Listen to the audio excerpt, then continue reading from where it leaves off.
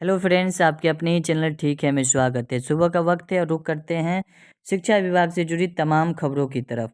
आप सभी को जैसा कि मालूम है, पिछले दिनों ये बातें सामने आई थी। इस बात से सभी अवगत हैं कि सरकार ने बीएसईबी की गलती माना है। किस एवज में? तो मेरिट और नोट मेरिट लगाना सरकार ने बीएसईबी की गलती माना है और इसे 30,675 को मेरिट में लाना और बाकी को नोट मेरिट में रखना। बीएसईबी की गलती सरकार ने कोर्ट में भी सहर्ष स्वीकार की है। इस बात से हम सभी अवगत हैं। पिछले दिनों कोर्ट में भी पीआईएल की सुनवाई हुई, हमने वो भी देखा। तो कहीं ना कहीं उस का जो निष्कर्ष है, ये आज के तमाम अखबारों में झलक उसकी दिखाई दे रही है कि एसटीटी अभ्यर्थियों ने बहाली प्रक्रिया पर उठाए सवाल। सीट 37,500 और 80,000 है न्यूनतम मेरिट लिस्ट में। तो ये जो 80,000 है जेन्युइन कैंडिडेट है, इसमें कोई शंका नहीं है। 80,000 जेन्युइन कैंडिडेट, इन सभी जो एसटीएट के नोटिफिकेशन आएंगे उसमें ये सभी शामिल होने वाले हैं, इसमें कोई दो राय नहीं है। अब बात होती है सीट की। तो जो भी सीट हैं, जो 19-21 की बात करें, संजय कुमार सर जब अपर मुख्य सचिव थे तो उन्होंने बात किया था कि 2019-21 के दौरान जो भी सीट खाली हुई है या बैकलॉग सीटें जो ऐड होगी सभी को, या नए सीटें किसी भी कारण से हो, नई सीटें बनी हो या 19-21 के दौरान बहुत सारी सीट खाली हुई हो, सभी को और बैकलॉग से आती हुई सीट को सभी को ऐड करके 37,500 जो है बात कही जा रही है उसमें ऐड किया जाएगा। और मेरिट नोट मेरिट वाला जो मुद्दा है, सरकार ने इसे अपनी गलती माना है।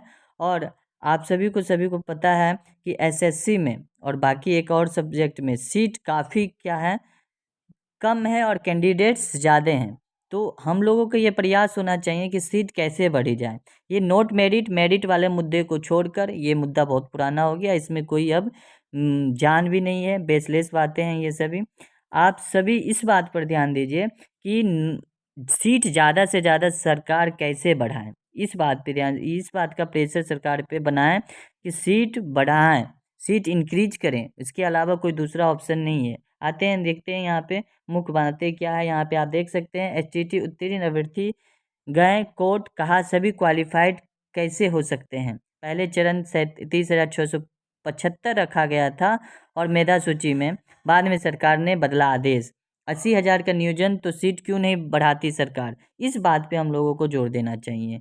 वो आंदोलन के माध्यम से हो या सरकार से रिक्वेस्ट हो या सरकार की घेराबंदी हो या ट्विटर कैंपेन हो, जिस माध्यम से हम लोग सरकार पर प्रेशर बना सकते हैं सीट बढ़ाने के मामला में, उसी में सबकी भलाई है। अभ्यर्थियों ने कहा सरकार 80,000 को नियोजन में शामिल करने की बात तो कहती है लेकिन सीट बढ़ाने पर चुप है। ऐसे में कैसे 80,000 अभ्यर्थियों का नियोजन मात्र 37,500 सीट पे होगा?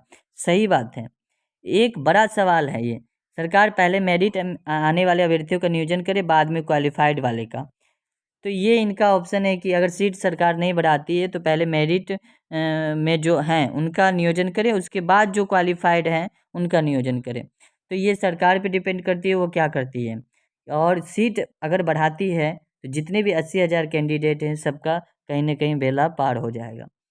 अब आगे क्या कुछ लिखा हुआ है, थोड़ा सा पढ़कर हम बढ़ते हैं अगली खबर की ओर। और आपसे हमारी रिक्वेस्ट है कि आप हमारे चैनल पर नए हैं तो चैनल को सब्सक्राइब कर बेल आइकन प्रेस कर दें ताकि आपको शिक्षा विभाग से जुड़ी तमाम जानकारियाँ मिलती रहें, क्योंकि आपका सपोर्ट ही हमारा हौसला अफजाई करता है।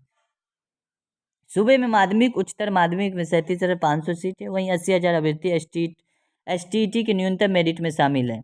ऐसे में अभ्यर्थियों का चयन कैसे होगा, इसे लेकर एसटीईटी उत्तीर्ण अभ्यर्थी ने कोर्ट में गुहार लगाई है। एसटीईटी पास अभ्यर्थियों ने कहा है कि सभी क्वालिफाइड की श्रेणी में रखे गए हैं, तो बहाली का आधार क्या होगा?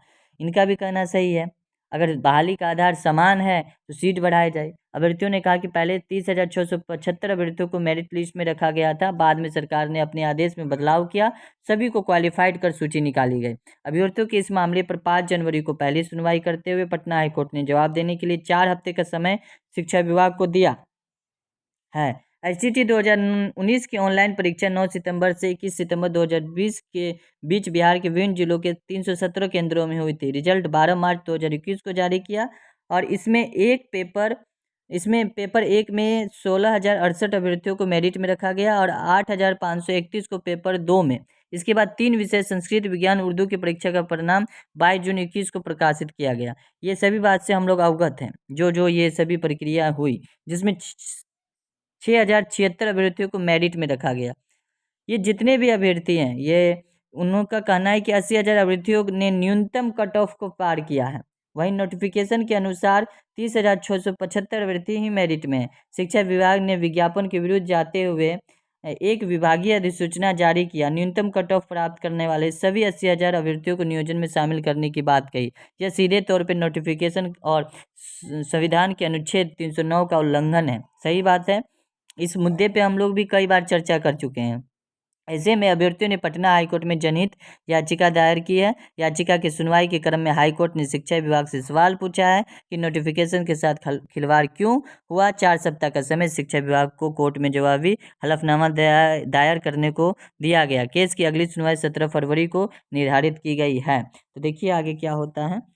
तो मुख्य बातें यही है कि सीट को बढ़ाने पर जोर देना चाहिए सभी अभ्यर्थियों को। साथ ही बताया गया था कि 18 और 25 फरवरी को छठा चरण की प्रक्रिया खत्म हो जाएगी और 7th फेज उसी समय चालू हो जाएगी। तो बात अब होती है कि 7th फेज चालू होने के लिए नोटिफिकेशन चाहिए, नोटिफिकेशन आएगी तभी आप आवेदन कर सकते हैं। और दूसरी बात ये है कि नोटिफिकेशन आएगी तो आपके पास सर्टिफिकेट रहेगा, तब तो आप उसमें भाग ले सकते हैं।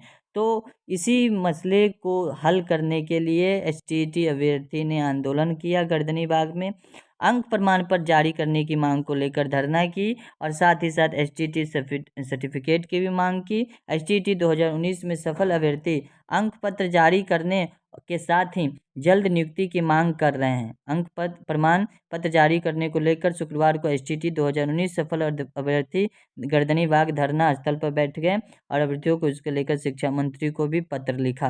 तो ये कुछ आज की जो खबर थी मीनिंगफुल थी। जैसे कोई नेक्स्ट अपडेट आता है तो आपसे उससे रूबरू होंगे। हम मिलते हैं नेक्स्ट वीडियो में नेक्स्ट अपडेट के साथ। धन्यवाद।